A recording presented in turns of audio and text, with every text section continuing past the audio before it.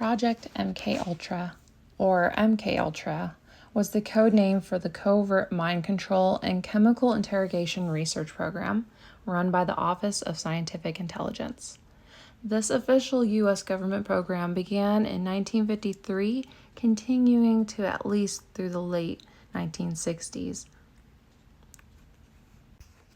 using citizens within their own country here in the United States as unwitting test subjects. The published evidence indicates that Project MKUltra involved the use of many types of drugs as well as other methods to manipulate individual mental states and alter brain function. As Allied forces marched through the ruins of Nazi Germany, they uncovered something unexpected, a scientific brilliance born in brutality. The Nazis were decades ahead in rocketry, aviation, bioweapons, and psychological warfare. The U.S. didn't arrest these scientists, they recruited them.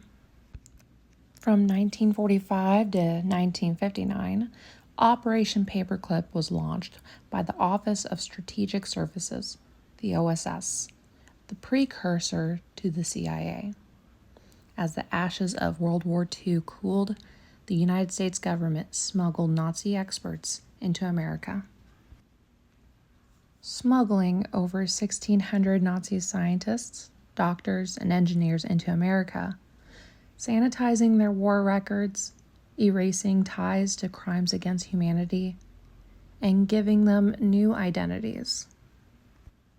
Among them, Werner von Braun, an SS officer who led the development of the V-2 rocket, the precursor to those used in later U.S. and Soviet space programs.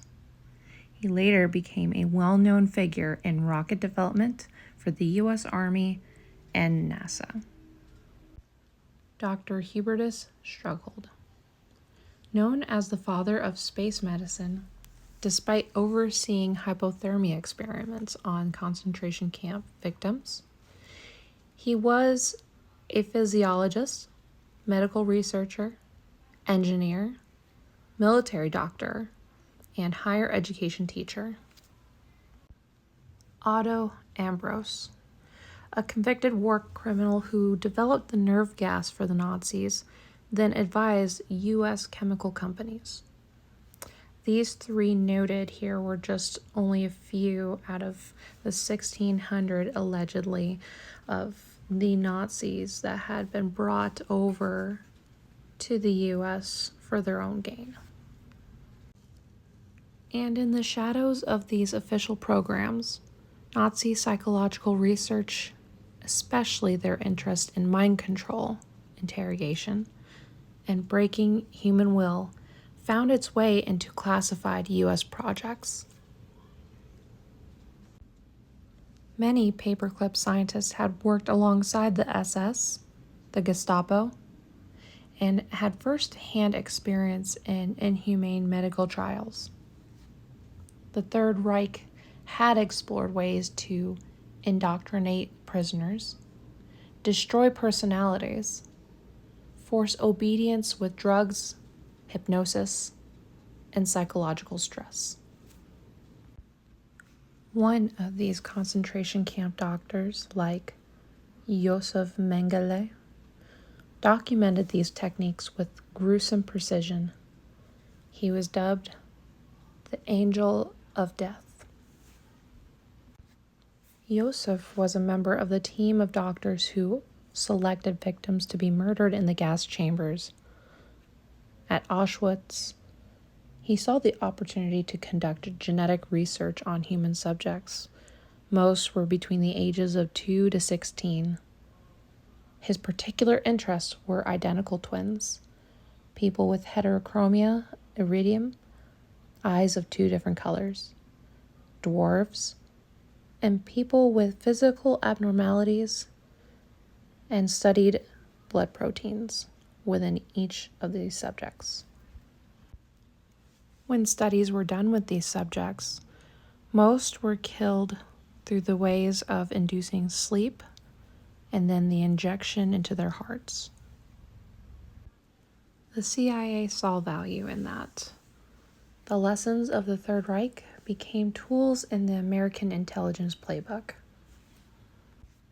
What began in the camps of Auschwitz evolved in the clinics of Montreal, the cells of San Quentin, and the black sites of Langley. They called it victory science, but its roots were soaked in blood.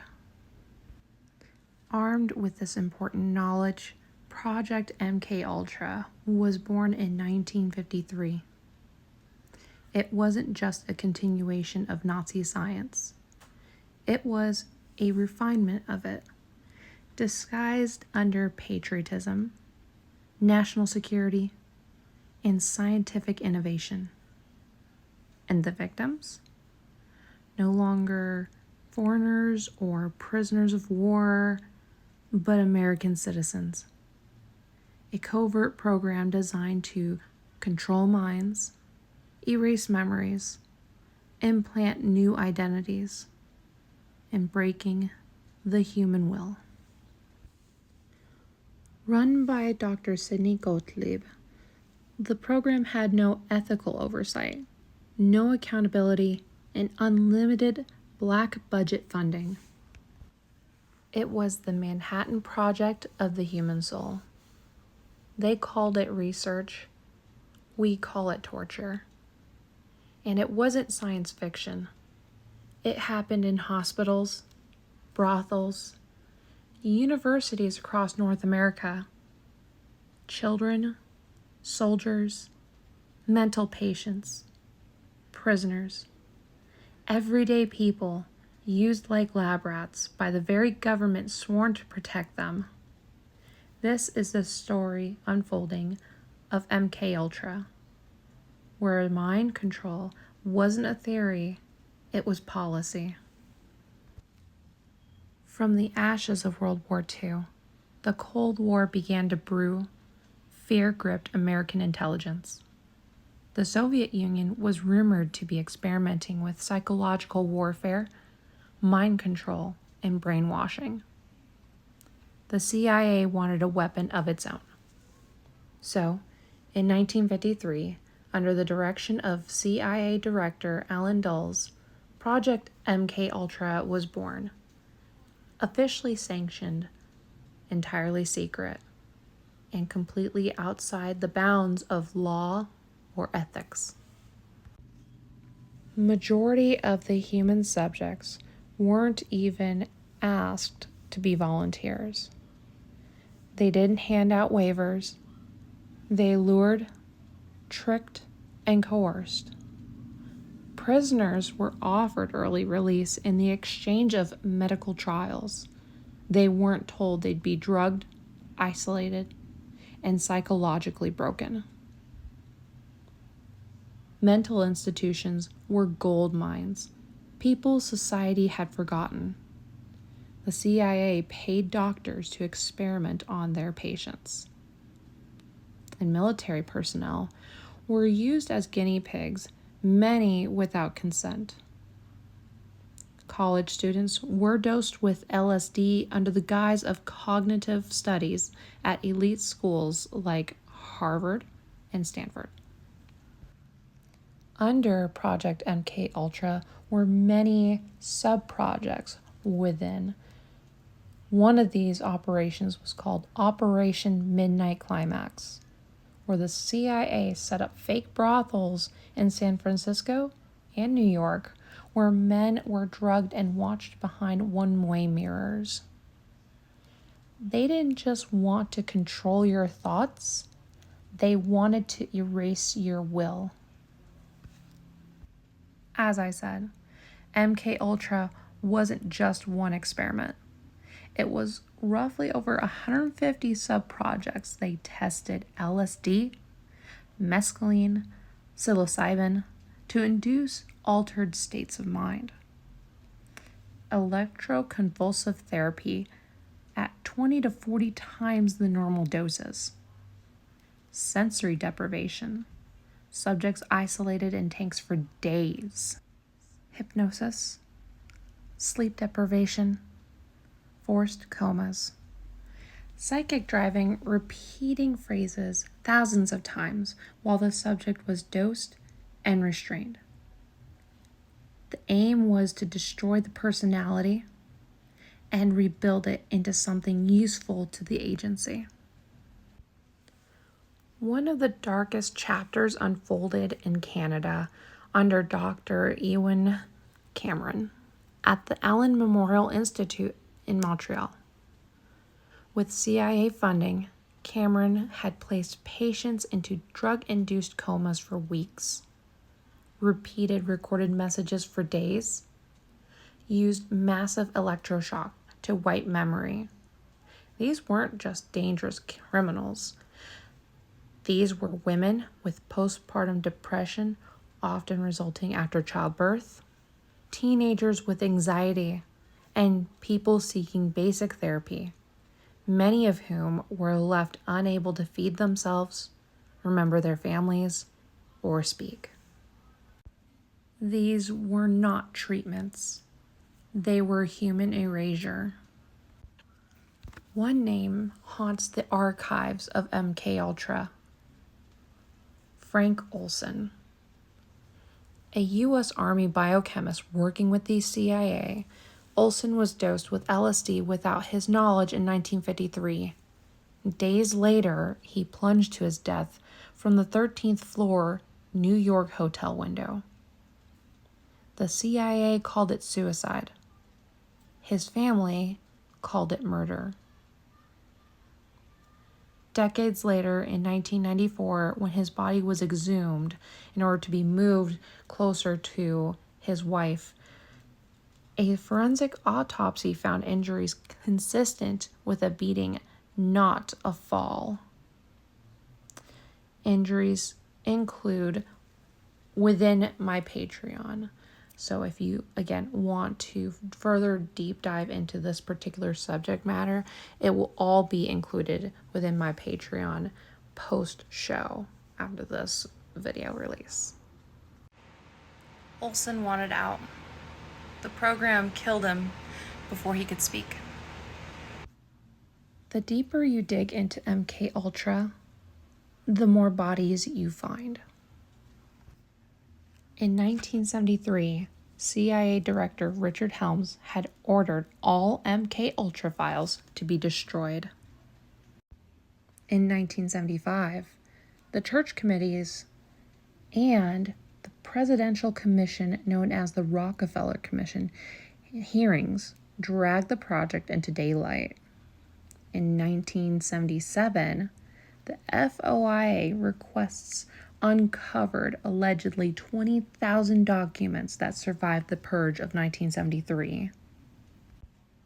What the public learned that Americans had been experimented on without consent. Deaths were covered up.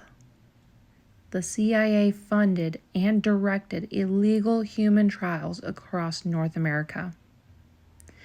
There were no criminal charges, no real accountability.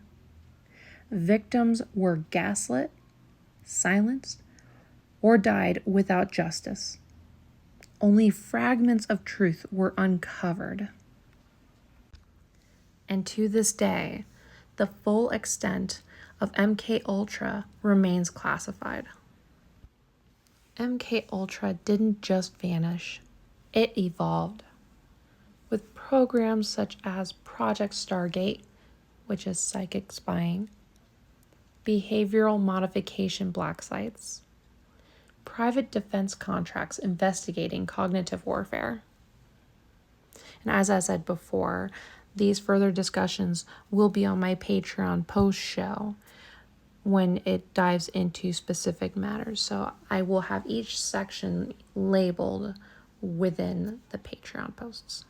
So again, if you want to dive into this, feel free to just go ahead and become a Patreon supporter. And coming up also, depending on the tier, all Patreon supporters will be thanked and noted at the end of my YouTube videos. From MKUltra into pop culture that keeps it alive. TV shows like Stranger Things or the Manchurian Candidate, the men who stare at goats. When power goes unchecked and secrecy becomes policy, freedom becomes an illusion. So who knows how many files were truly destroyed between 1973 to 1975? Allegedly 20,000 files were recovered, but even a majority of those is declassified to this day. So, we don't even know fully the extent of what was conducted during these experiments under MKUltra. It begs the question, what really happened? What is the new guise under the evolution of MKUltra? Because I, for one, don't believe that they just, ended everything. It's probably under names that doesn't even mean anything, or that would even arouse suspicion. Some more questions that follow up. This is based off of, from TV shows like Stranger Things. Now, don't get me wrong, it's for entertainment purposes only, but, kind of begs the question further is did they even succeed in creating that ultimate weapon, in a human form? Did they achieve psychological warfare? I think on some level that they did, that would be for a discussion further, in a later video. However, if you don't want to wait too long to dive into this particular subject matter, you can always dive into my Patreon and become a supporter. We're at it's going to be around 2 or 3 in the morning when I post, further content, deep diving into these subject matters. So if you're not willing to wait down the road, then, become a Patreon supporter. In light of it all, the Freedom of Information Act in 1977, some of the MKUltra files have been declassified in 2001. The mind is sacred. MKUltra proved how easily it could be taken, and how few will ever be held accountable. If you enjoyed this, like and subscribe, and if it shocked or intrigued you, and you don't want to wait any further for another video down the road, go ahead over to my Patreon and become a supporter. I would gladly be able to provide further information to quench that desire of knowledge. And of course, for all my Patreon supporters, will be thanked at the end of each of my videos. If you'd like to comment your thoughts down below, do you think that the CIA stopped these type of experiments? Or if you're anything like me, they just got better at covering it up under new names and descriptions. That way, nobody would even suspect. Until next time, guys. Thanks for watching.